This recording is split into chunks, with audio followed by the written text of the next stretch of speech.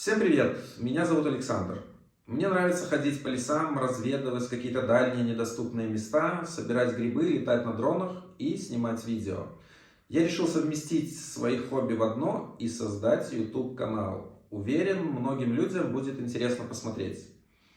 Приглашаю вас к просмотру первого видео, в котором я расскажу про 5 видов весенних грибов, которые можно отыскать в белорусских лесах. Приятного просмотра!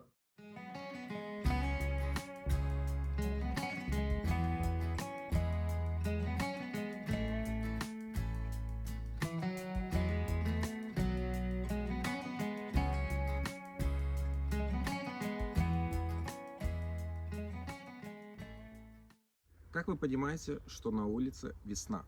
Может быть, когда на календаре 1 марта? Это неправильный ответ. По-настоящему весна приходит, когда в лесу появляются эти замечательные первые съедобные грибы. Их название саркосцифа австрийская. Они замечательного алого красного цвета, вот так они выглядят. Второе название у этих грибов — эльфийская чаша. Пока мы шли по лесу в поисках этих грибов, эльфов мы не заметили. Если вы знаете, где они живут, напишите в комментариях. И вот по левую руку от меня чаша верховного вождя эльфов. На этой полянке это самый большой и красивый гриб. Вот так он выглядит. Ох, полетели споры от того, что я подул. Может быть, iPhone 13 Pro Max это запечатлил. Вот такие весенние грибы. А мы двигаемся дальше на поиски других видов.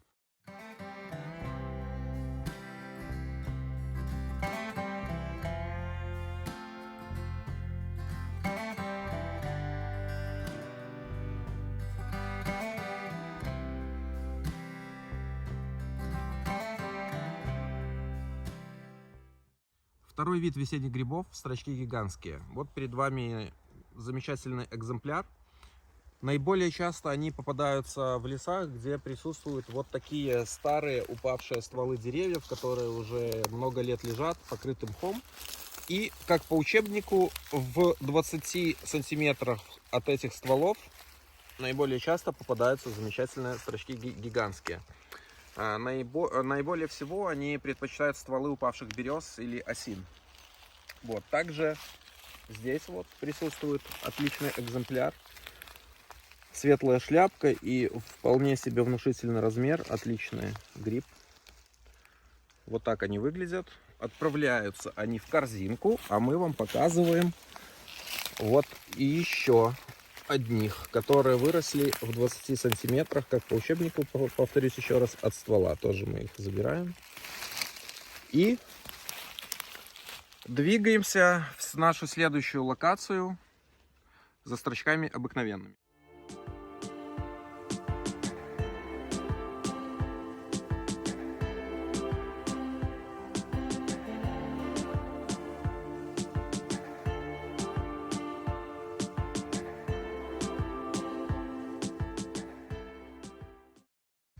Третий вид весенних грибов — строчки гигантские. Мы находимся на сосновой вырубке. Территория, которая очень хорошо прогревается солнцем, присутствуют старые вот ветки, и здесь их просто бесчисленное количество. Давайте посмотрим поближе. Он такого вот темно-красно-коричневого цвета. Давайте извлечем. Опа. Вот такая красота здесь растет. А также на таких территориях и локациях встречается еще кое-что. Мы немножко отвлечемся от грибной темы. Давайте пройдем и посмотрим.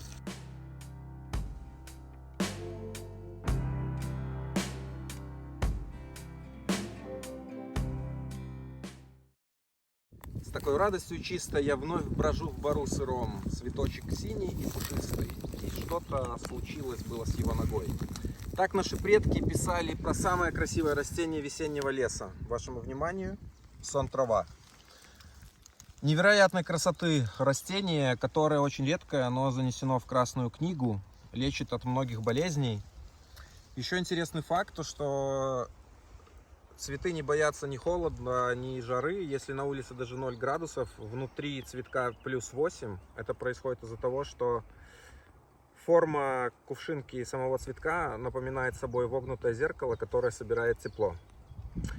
Вот такие находочки, помимо весенних прекрасных грибов, вы можете отыскать в весенних лесах. Поэтому все на прогулочку, а мы двигаемся дальше. У нас еще осталось 2 вида весенних грибов, чтобы вам показать.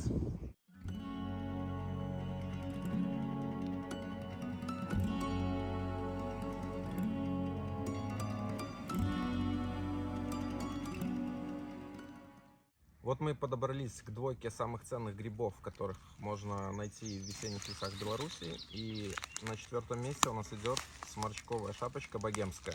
Вот тут замечательная такая полянка. Давайте соберем. Вот такие замечательные грибы. Цвет шляпки светло-коричневый. Существует еще просто сморчковая шапочка. У нее шляпка без таких вот извилин, как у грецкого ореха. Вот. Но, по-моему, в Беларуси она не растет у нас. Вот, шляпочки отделяются вот так. Мы находимся на границе с болотом. Тут зато подтопленные такие вот леса из березы и осины. И тут неподалеку растет самый ценный гриб, к которому мы двигаемся.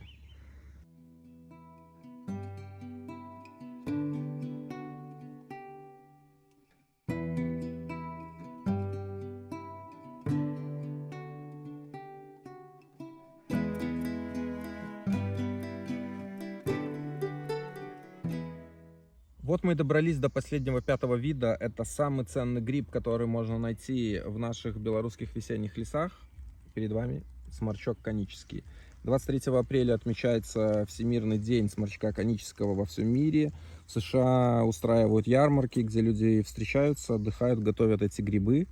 Также я слышал, что в США места, где растут эти прекрасные грибы, передаются по наследству сотнями лет. Если бы я был в США, я бы точно просто-напросто открыл приложение Google Maps, определил нужный лес, где они встречаются, и просто отыскал бы все эти места, которые прадеды хранили для внуков. Вот, давайте же срежем очень замечательные грибочки. Вот такие вот, сочные, прекраснейшие. Вот этот вообще замечательно, прям на дереве растет. И вот сладкая парочка. Вот, мы их заберем с собой и поедем на финальную точку, где я немножко более подробно расскажу про все те виды, которых мы нашли в предыдущих сюжетах.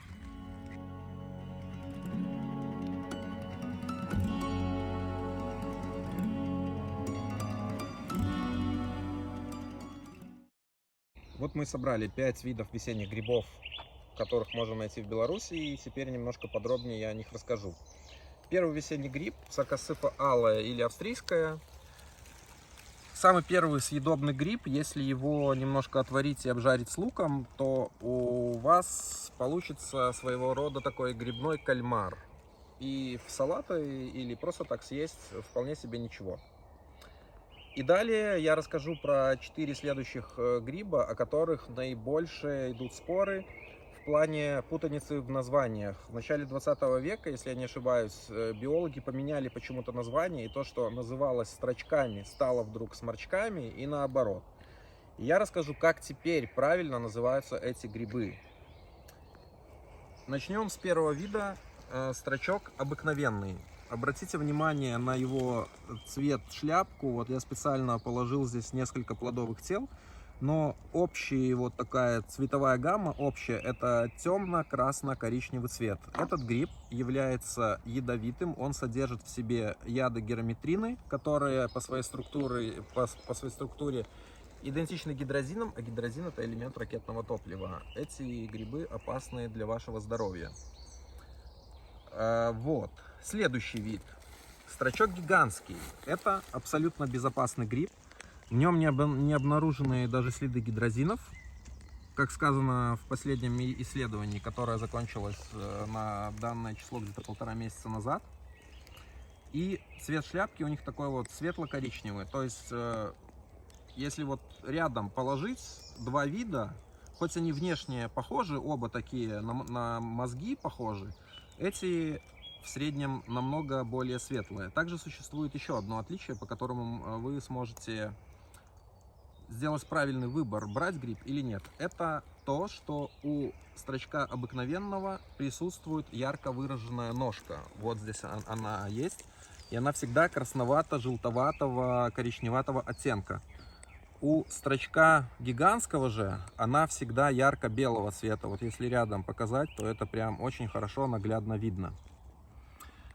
Вот, также что еще сказать, например, ну вот я, подержав там несколько десятков плодовых тел в руках, я могу с закрытыми глазами уже определить, где строчок обыкновенный, а где гигантский. Гигантский он намного более тяжелый, плотный такой, а ядовитый гриб, он вот очень легко ломается, такой вот хрупкий.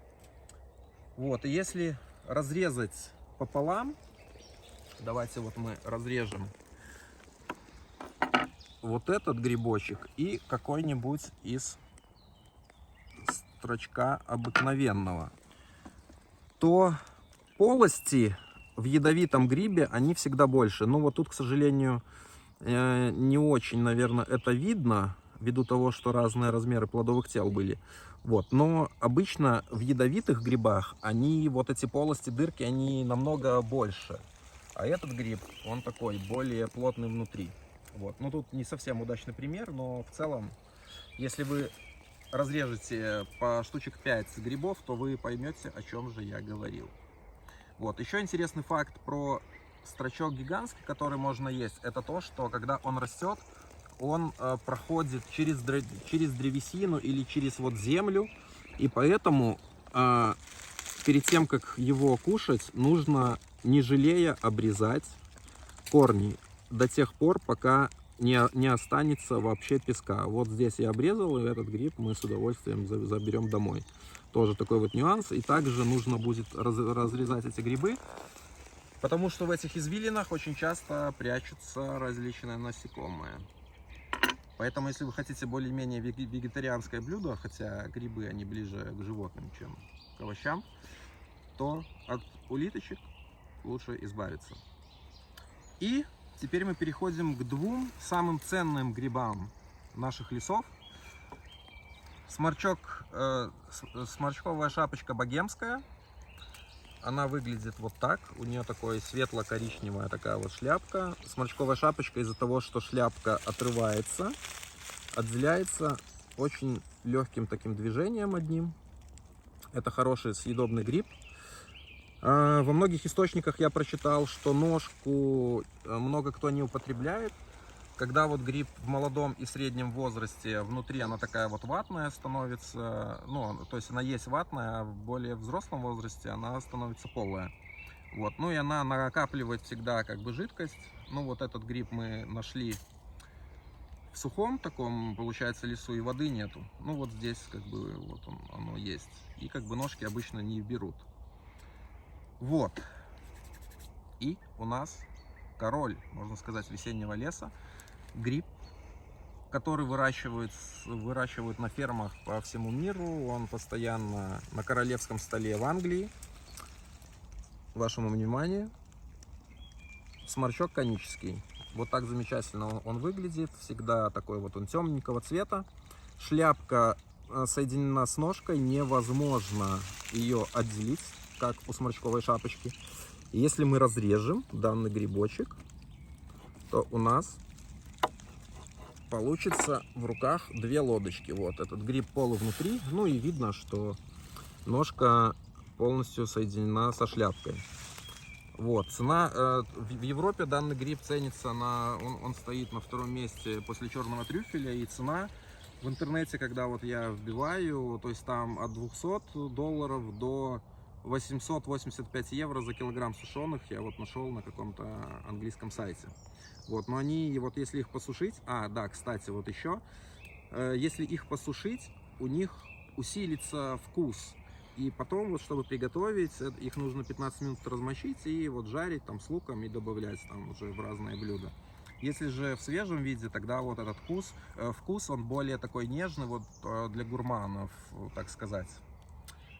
Вот, такие вот, наверное, все, что я хотел, в принципе, сказал.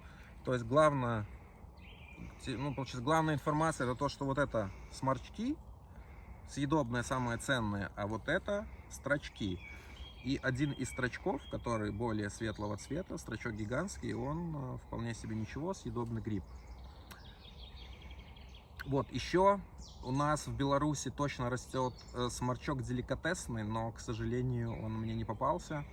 И я видел то, что в Инстаграме только одна женщина его нашла у нас где-то под Борисовым, если я не ошибаюсь.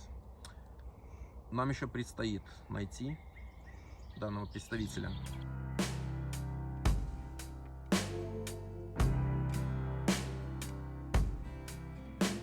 Вот такое первое видео получилось. Я буду благодарен, если вы напишите, что понравилось, а что нет. Может быть, посоветуете, как улучшить следующие серии. Подписывайтесь на мой ТикТок и Инстаграм. Там я часто делюсь интересными фотографиями и короткими видео. Всем хорошего настроения. Ходите в лес и кушайте грибы. До свидания.